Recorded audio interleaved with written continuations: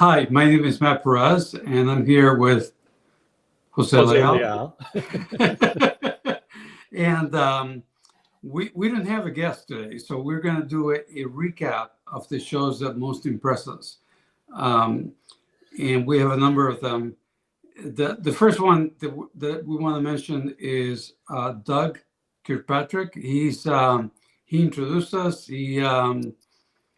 He's been a mentor and angel to us, so I really appreciate his participation. And then we have 4 others. And we have I gotta put my glasses on. We got Paul Allard from Impact, Bindu Kalisa from Thule Health, and we have Lisa Gill from I know her from Leader Morphosis. That's her podcast, but she's also part of a company in the UK, in Sweden, actually. So, and then we'll talk about Flippa, a website we found very interesting. So, Jose, you want to say anything? Yeah, I think this is going to be an interesting thing to explore, because a lot of the conversations that we've been having with these interviews has been sort of asking their perspective on what's going on. And part of what we've been trying to do with these podcasts is, how do we have conversations with folks that are already doing things and introduce the language of radical? What is our language, and how do we have these conversations? So these interviews for us are about learning, and learning how to engage with folks about what we've been thinking about for the last 3 or 4 years, and the work that we're doing in the radical network and environment. So the thing that I'd like to do is translate these conversations that we've had into our language and start to explore a little bit about what that looks like for folks and for ourselves. Good. So we'll start with Paul Allard, which, at least to me, was confusing because the presentation is one of finance, a finance person. And I thought, oh my God, this is not going to go anywhere. But it turns out that he's servicing the financial industry. He's trying to help those people make the right decisions.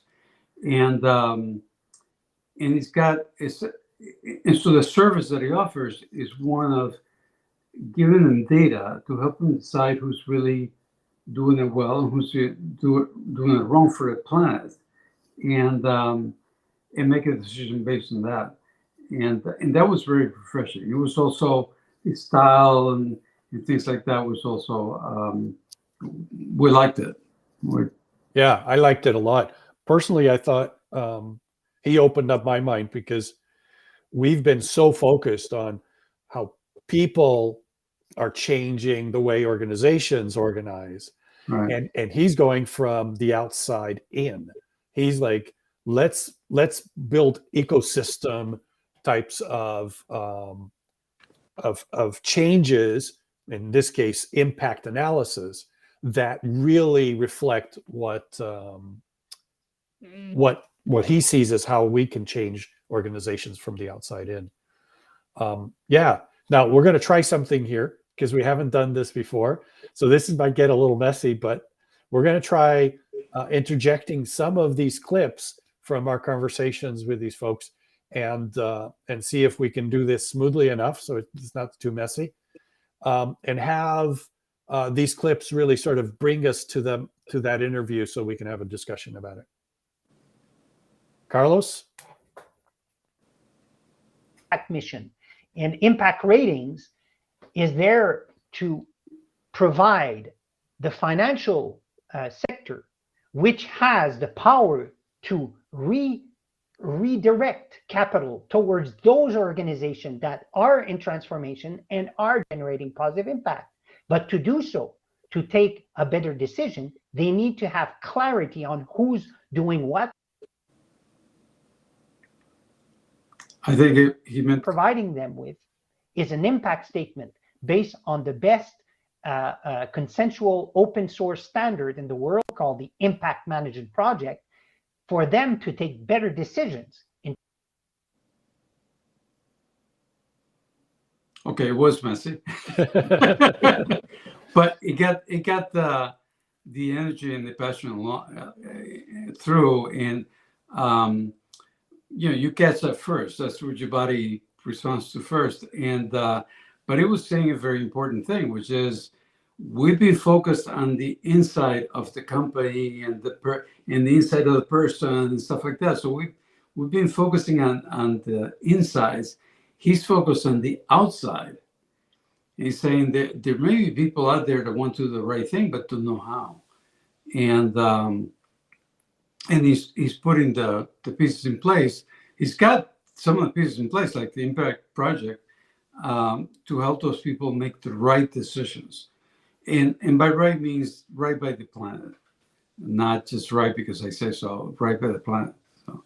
Yeah, I like the work that he's doing on the impact the impact analysis that is much more rigid than I think we missed the piece where he says greenwashing and all that bullshit and all that bullshit and all that bullshit and so for me it's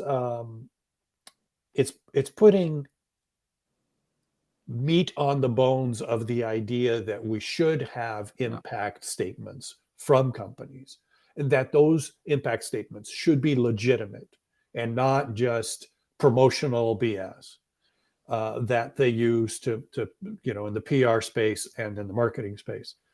I think there's a real marriage between the work that he's doing and the work that we're doing, because the language that they're using, that Paul is using and that space is using, in essence, is the language that we're using internally within organizations, except that they're looking out and we're looking in. Right. And so that aspect, I think, is a really interesting thing. So I think that Paul's work may not recognize it, and we certainly didn't initially, that we're really doing the same thing. But it is that we are in a different space, and that's an important part of this. There is no way that any of us are going to make this change towards radical organizations, or whatever you want to call them, that it isn't done in all of these areas, right? It's not going to happen just from one place. It's got to happen from a lot of places. And Paul shows us, hey, I'm doing it from the outside in. And this is bringing those pieces together is really going to be helpful. Yeah, I think the two are complement each other in quite a good way, because the reality is, look, we live in the Fiat world. We've grown in the Fiat world. We live in the Fiat world, and we're not going to get away from that. This is the reality. The important thing is to recognize the Fiat world, that we are in this. We're like fish in water, right?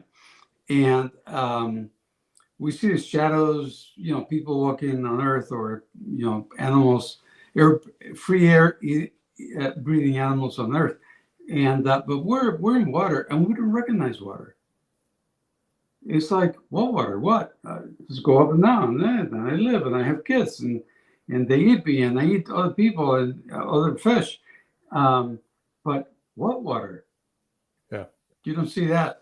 And that's the stage that we're in. And what he's doing is, for the people who are in that space, to show them ways to do things that are more like, are more of a marriage, if you will, to the non-Fiat world, to an alternative, which there are going to be many. But if we use Radical as a template, then that'll be good, because that'll give them the option to gravitate towards us. Just the option, and we'll see. Yeah. Yep. I think one thing that we should do here, because you introduced Fiat, and that's a link. We introduced Fiat in a couple of conversations, but we've never really sort of dug deep into it. So Maybe I can open the door on that, or you've opened the door. Maybe I can walk through the door. So you're talking about fiat. Obviously, we're familiar with the term fiat as it comes to money, that it is fiat currency, which just means that somebody says it's worth something because I say so. And it's no longer tied to real tangible thing, right? It's not like, there's $1 and there's $1 of gold sitting at Fort Knox. It's just there's $1 and it's worth something, and I'm telling you it's worth something. So that's the idea of fiat. In the case of the way we describe business in general, our world in general, is not from this lens of saying, well, there's this capitalist way of looking at things, and this communist way of looking at things, and this other-ist way of looking at something, but to say that all of those things are operating within this fiat world.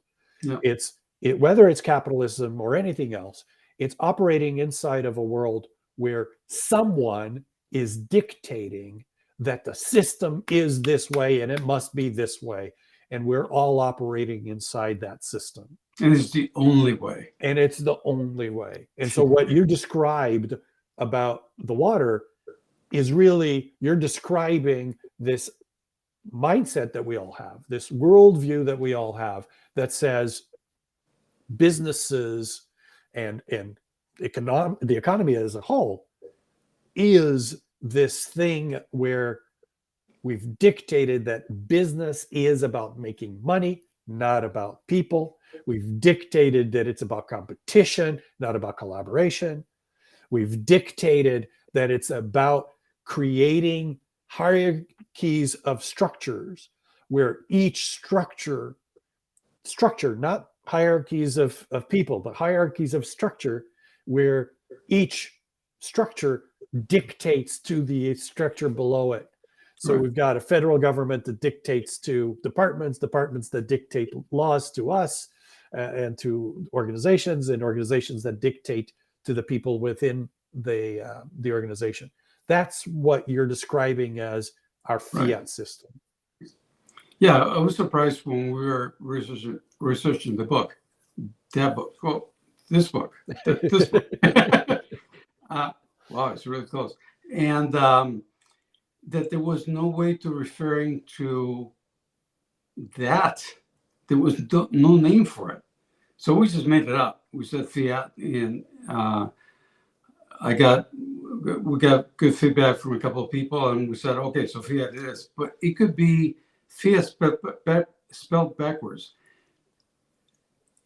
We have to recognize that we live in this body of water, this body of mindset that we live in, and we cannot escape. So, like you said, the capitalists and the communists, in one case is, the bosses have the last word. No, the workers have the last word.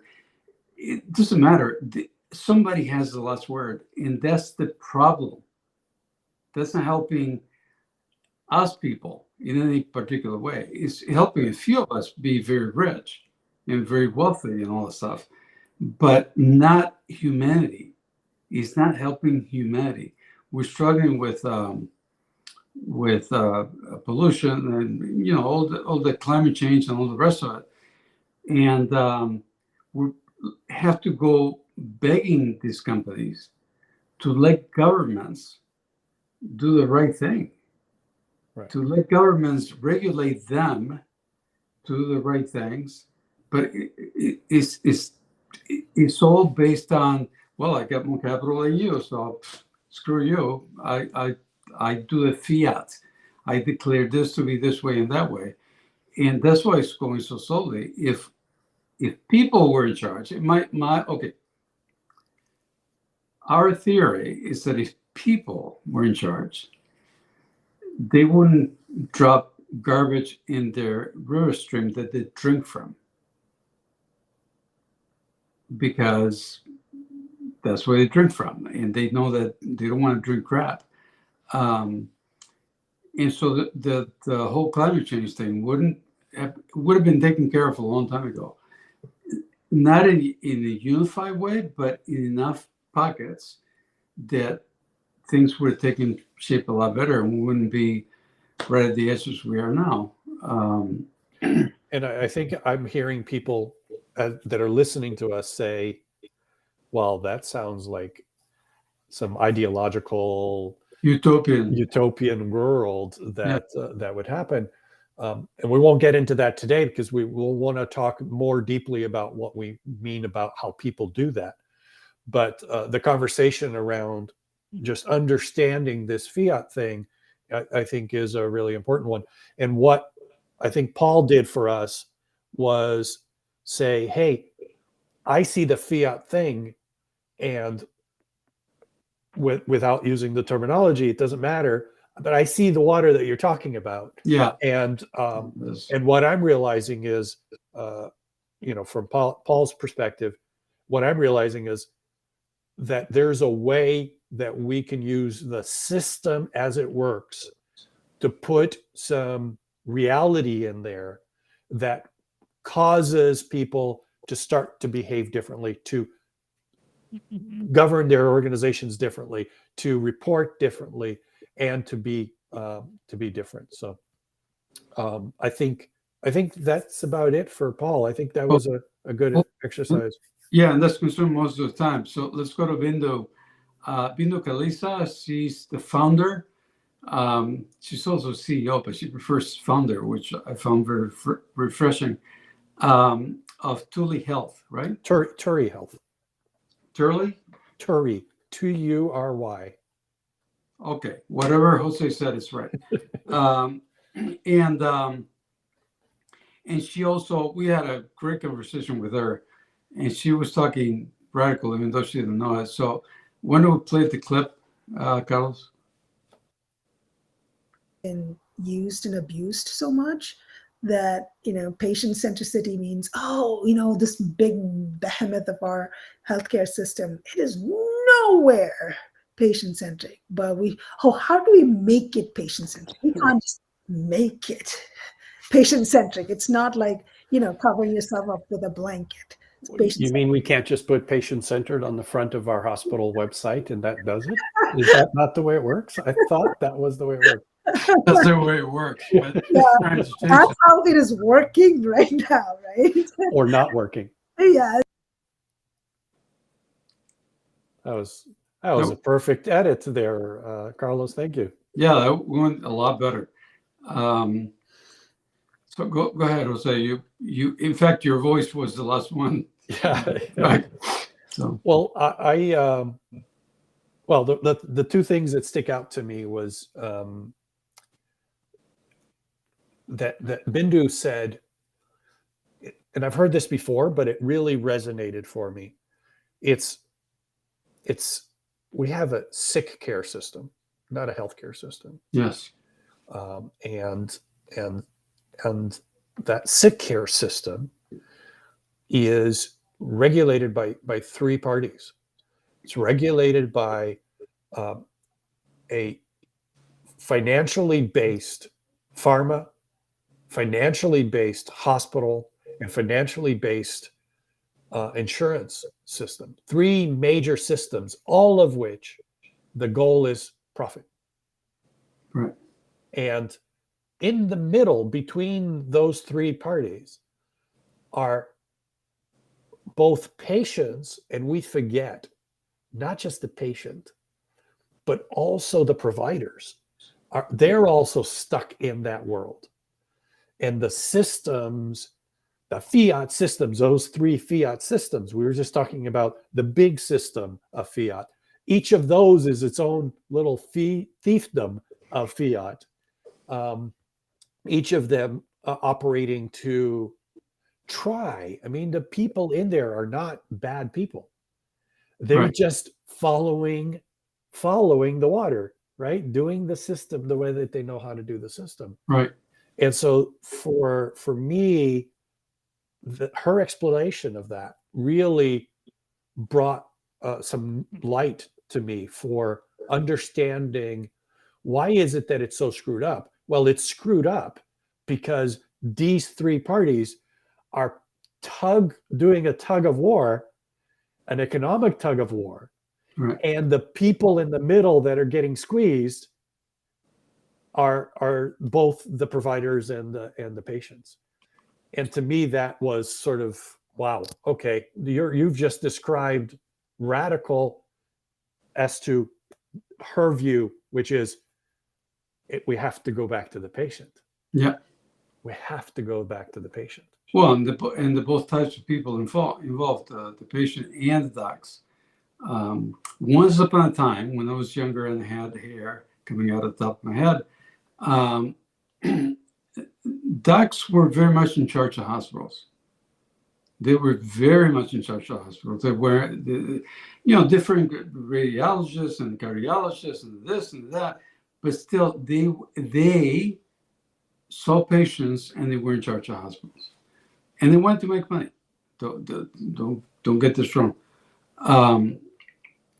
But that's changed, and the people that come out of school now go to work for a practice or go to work for a hospital for a while, and then they start their own practice, and all they've learned is, well, money's the most important thing.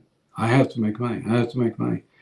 And I'm blessed with a doctor that doesn't care about that anymore, but the doctor happens to be 70 years old.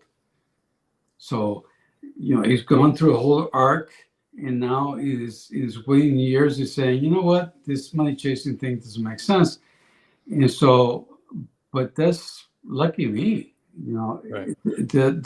If I go to any other doctor, any other specialist, the first thing is, what's your insurance? What's your backup insurance? What's your triple backup insurance? And if you don't have any, it's like, oh, sorry, we don't take people without insurance, or we don't take people with Medicare, or we don't take people with that kind of insurance,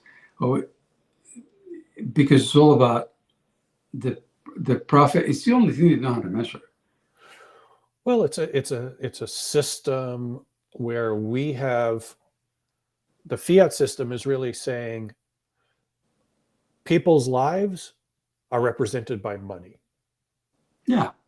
That's it. So how much does it cost to do that thing? Well, the insurance company thinks it costs too much. So can we get approvals for things? Right? I go to the doctor. The doctor says, I think you need to get a test on your heart. But the insurance company is going to say no. So I'm going to have to find a way to make it so that they'll approve that test. Right. Right. So right away, my doctor's thinking about money rather than my health. How do I get it approved? How do I get the insurance company to accept this? Right. Well, he's not thinking about money, but he's thinking about all the bureaucracy that's exactly sprung up to protect the money-making machinery. And there's nothing wrong with money. Okay, don't get out of this that, oh, these guys are communists, and there's nothing wrong with money, but there's something wrong with the only measure of success is money. Right. So in insurance, they count lives because, as you said, each life has a price, and they can say, oh, 100,000 lives at $3.50 at $350 million, whatever the story is. And that's the only metric they have, not wellness, not quality of life, better. Not impact. Yeah. Is somebody, I was reading about preventive medicine from the point of view of an individual, knowing what the individual needs. We're at the point now where we can measure wellness of each individual. Okay, that's going to take forever to get into the system. Yeah. If we can get in at all, and what we can get in is whatever makes money. The parts that don't make money, well, the church is going to take care of that, or the community organization, organizations, nonprofits, blah blah blah. Or at one level, at the other level is the people who can pay for that on their own. Okay. And just to get back to Bindu, because the other thing that she's doing with Turi, I'm not sure how she pronounced it, but is she's saying we want to work with patients in order to be able to do clinical studies Yes. from the patient perspective, what the patients need, how they can engage. And she's identified that what we have is a system where, again, back to money, it costs, I think she said, $6,500 to get a person to participate in a clinical study, and that the average clinical study costs something like $30 million. $30 million. When she $30 said that, I million almost fell off blew my the mind. chair. Exactly.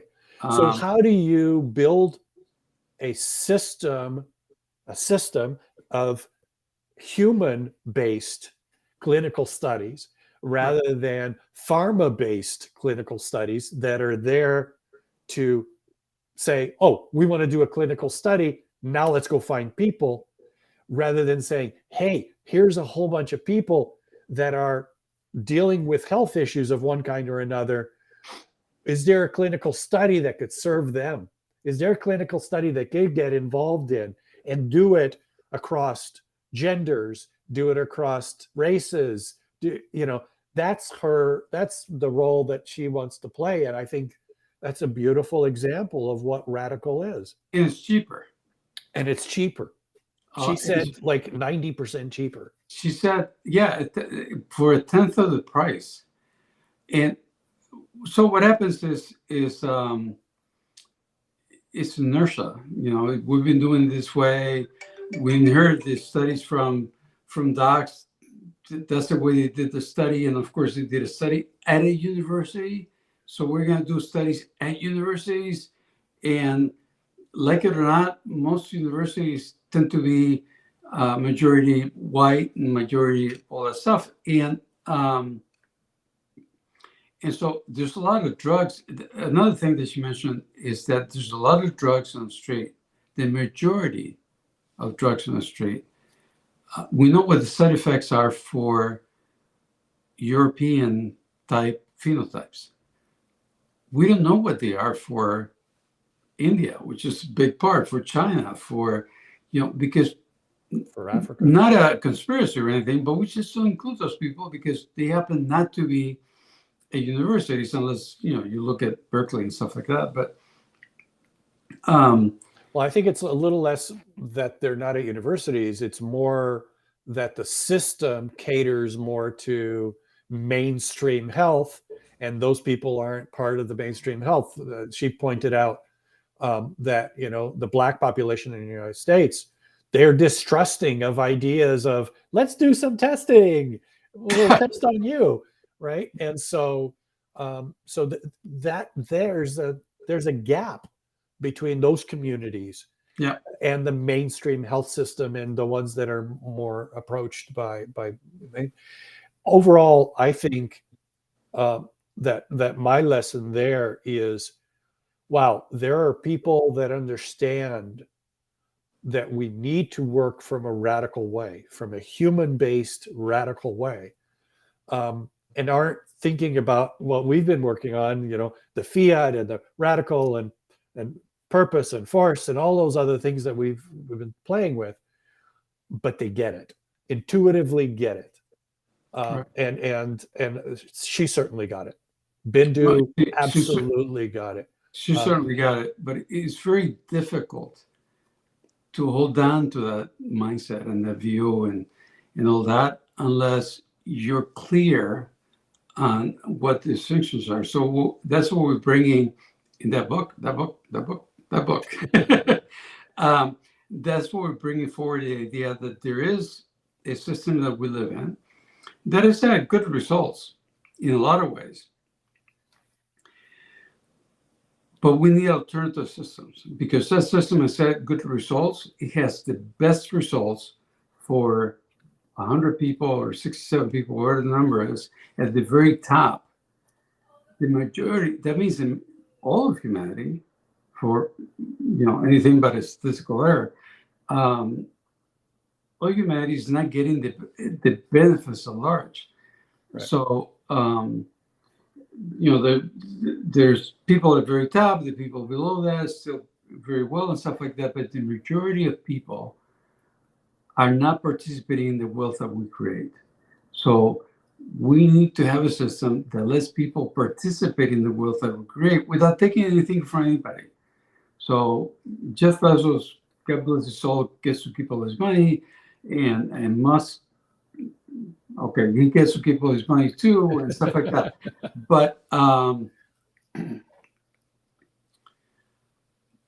But the rest of the wealth that we create at some point has to be more equally distributed amongst everybody else. And I don't mean equally, Yeah. because that brings specters of communism and stuff like that. Yeah. It's more based on their contributions. People contribute more, they get more, they contribute less. I like one of the things that we came up with when we were initially doing our research for the book and having discussions for the book. And that was, there is nothing wrong with capitalism conceptually.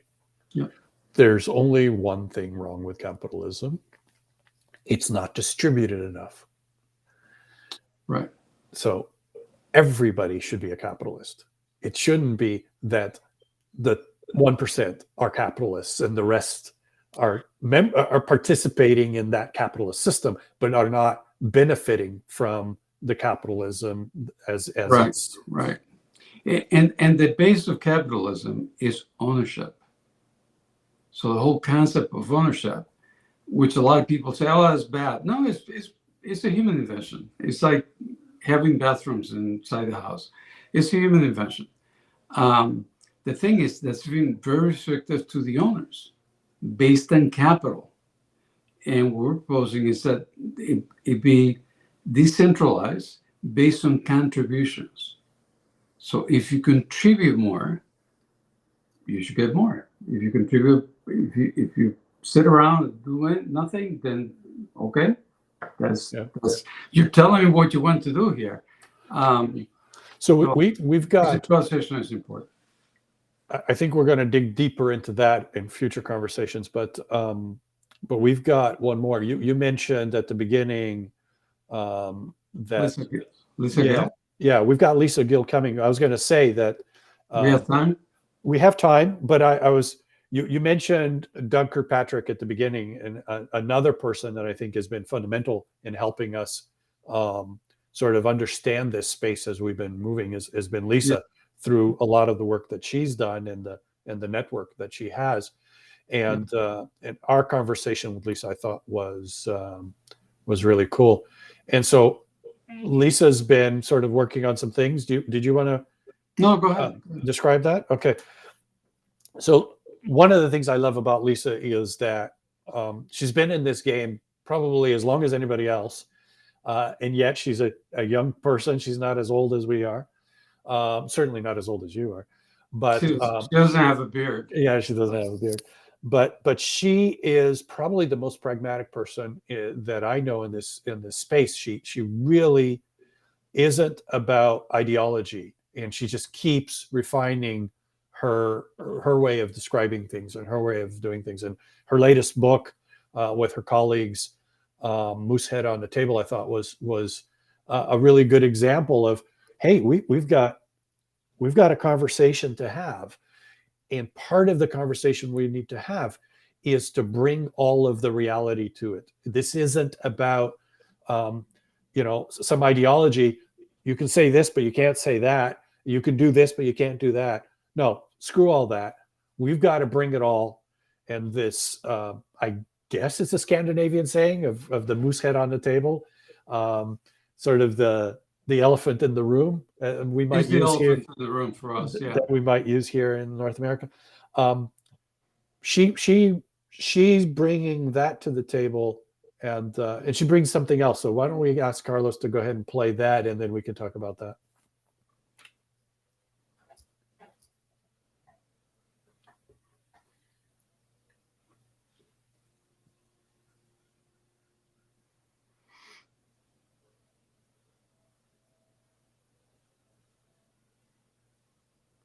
I don't hear anything. Yeah, I'm not hearing it. Carlos, can we try that again?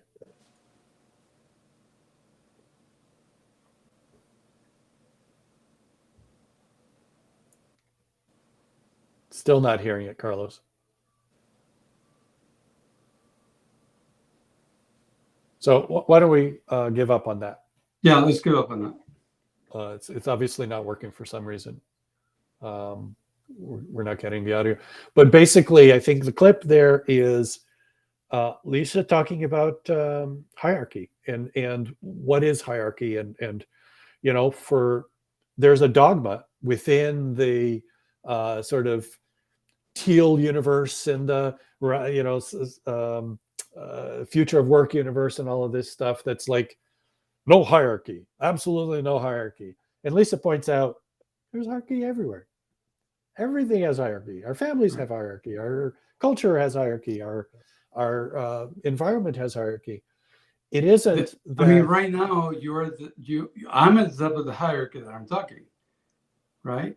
And in a minute you're going to start talking again. Then you're at the top of the hierarchy. So hierarchy is when there's more than one people in the room. Is what happens. It exists. It exists. Yeah. It exists, and it exists for different reasons, right? I happen to be good at something, and you give me way for that, and you happen to be good at something else, and I give you way for that, and we do all of those things, and that's just sort of a normal aspect of relationships. What's wrong with hierarchy is, in our words, and I think Lisa pointed it out in a slightly different way. What's wrong with hierarchy is when it's imposed. Right. It's this person has the final word, no matter what, because they have the final word. That's who it is. The boss. So he's the boss. He's the CEO. He's the owner. He's the investor. Whatever the case may be. And so Lisa says, no, it's not black and white, right?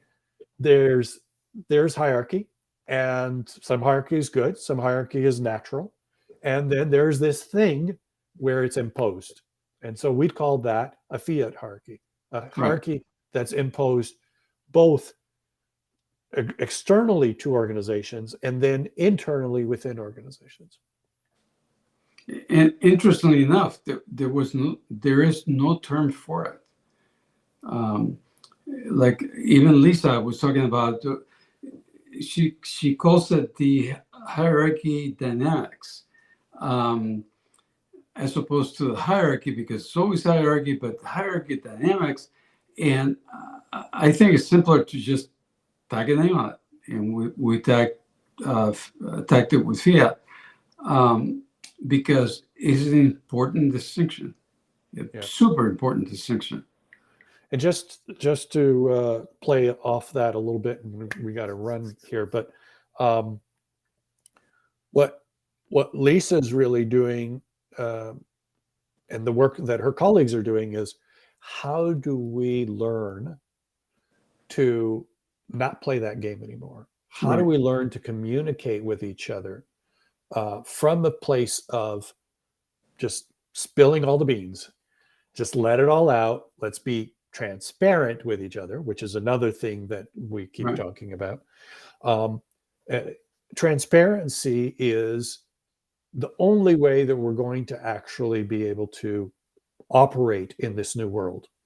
Is if we give up Fiat, we need something new to make up. There's no way we can just keep hiding all our shit and expect that it's going to work. You said shit. I'm sorry, I didn't mean to say shit. Will you stop saying it?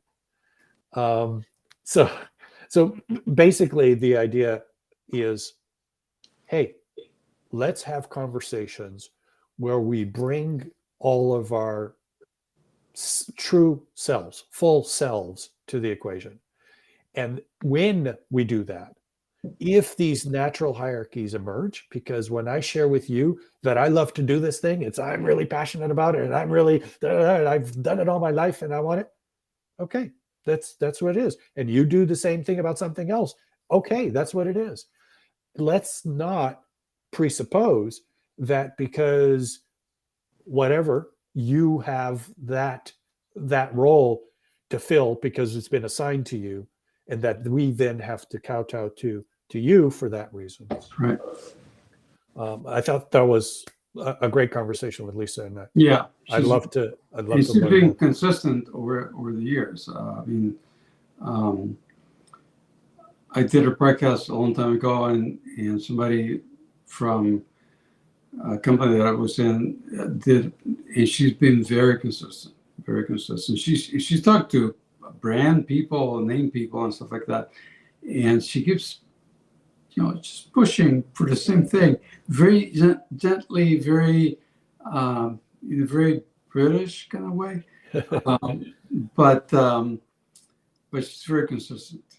Yeah, she's a sweet woman, and I loved the fact that we got an opportunity to talk to her, and that we could learn from how she's framing some of this, because I Yes. think her framing is an important piece of it. That's our. I think those are the folks we wanted to talk about today. Anything I else? wanted to mention one more. We talked to the CEO of Flippa, Flippa. His name is Blake Hutchison. Yeah. And to be honest, when we talked to him, I was kind of like, okay, I get it. No, I don't get it. And then we went and did some research. It is dynamite. So go to flippa.com and look it up. It's a trade thing for online properties that people want to sell. So I do a podcast. I build it up to so many views a year and stuff like that. It's important in a certain way. So if you want to start it, but I've got tired of it. Okay, if you want to start it from that point on, you can buy my property and continue adding to it. And I thought it was really exciting because it takes some of the risk away from what people want to do. I mean, people do know that entrepreneur. I mean, we lived in the middle of Silicon Valley, so it's easier to say, but there's a sense that entrepreneurship is what creates wealth, right? But it's a lot of risk. You got to raise a lot of money and unicorns and all kinds of things. And this way is more of an organic kind of way. And Flippa raises the bar, raises the ground floor. The starting point. Yeah, I wasn't party to that conversation, so I didn't benefit from speaking to Blake directly. But what I've gathered from it since, in the quick time that I was looking at the site as you guys were doing the research, I found that there's this understanding that I can think of it as a distributed or a decentralized way of starting a new business, because Yes, I can pick up 2 or 3 properties and start to do something different, something unique, and not have to start at ground zero, right? Right. So that seemed like an interesting thing, and in part, I think that's going to be how many people are engaged in multiple properties, doing multiple types of businesses, doing different kinds of things. So we're not going to be, pigeonholed into one career or pigeonholed into Right. only doing one thing. So I could be part of something that is part of what is I'm passionate about, right? And do that as part of a side hustle, as they call it today. But Right. I think really what's going to be, everybody's just going to have a whole bunch of side hustles and no main hustle necessarily. So I think that's a really cool thing to explore and understand. And I think that's really what Blake's kind of playing with, is that space. Yeah. The only thing to keep in mind is that you have to buy the property with capital. It doesn't come out of nowhere. So there's that issue of having some capital, but again, flip out lowers the amount of capital that you put in. What we need is to flip out this based on contributions. That would be super. And there may be something there or not, but in any case, go check it out. It's a good site. Yeah. So I think that's it for today. I think we're Yeah, I done. We think just want to introduce next week's guest. I don't know what next week's. I think Carlos is telling us that it's Kendall Johnson, co-founder and Kendall CEO Johnson. of. Okay, next week. Yeah. Go ahead. You make it intro. Yeah. So next week we've got we're going to have a conversation with Kendall Johnson, co-founder and CEO of Subscribe. That's SUBSKRYB.com. And Carlos does all of this booking for us. So it's always a pleasure to learn who these folks are and how they relate to the future and of the radical world.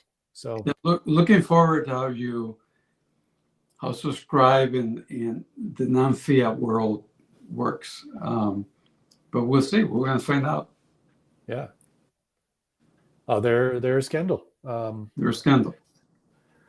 Thank you for that, Carlos. Thank you for doing all the masterful work of trying to show those videos. That's an experiment for us today, and it kind of worked. So thank you for that. Yeah. And that's it for today. Bye.